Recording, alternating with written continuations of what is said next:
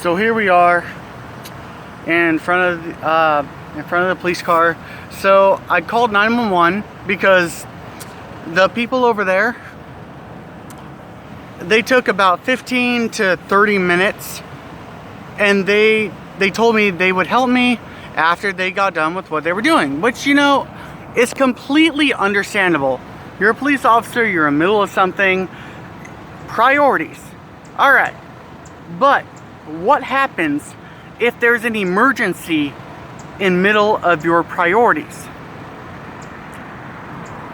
So in Miami, Florida, the police, professional law enforcement, the city of Miami Police Department, there were a couple officers who told me to wait until they got done. So I did. Actually, I didn't. That's a lie. It was about 15 minutes. But the police officer here who showed up, he's actually helping me out. We'll see how it goes.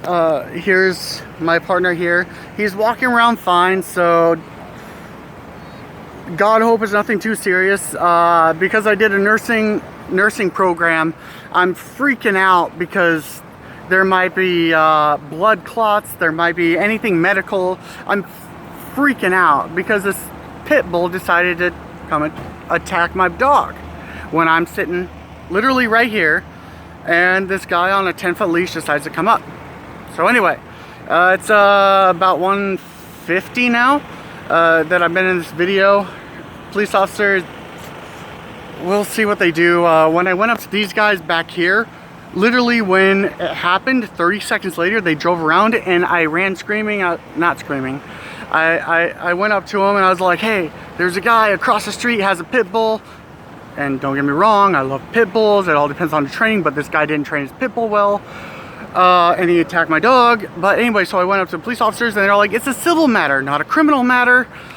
So we can't help you, but when we get done with what we're doing, we'll come out and help you. They did not do that. Well, that's a lie. I lied. It's not that they didn't, it's that they took too long. So what happened, it happened right here. Police officers came down this street, turned up this little there we go, up this driveway here to whatever facility this is, and the guy walked right across the street.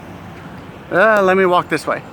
He walked across the street right into this area, and they told me they couldn't do anything because it was a civil matter, though it happened 30 seconds before they got there. My dog's bleeding. There's a puncture in his neck.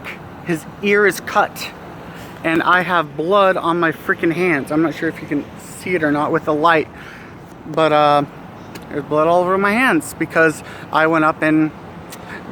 literally went up and did my best to get the pit bull dogs off of my service dog's throat. Now here's a tip, all right? When someone has a locked jaw like pit bulls or any dog, if you do this on their mouth, if you somehow, which is how I got cut actually, but it's your dog's life. If you throw your thumb in their mouth and go like this, right on the bottom, right there, they automatically open their jaw. And now I hate to do this after my dog got attacked. 1 second. But look at this. Oh, I'm so sorry. I'm so sorry, buddy. But you see how he's trying to get out of there? That's what you need to do. And that's exactly what I did with my service dog.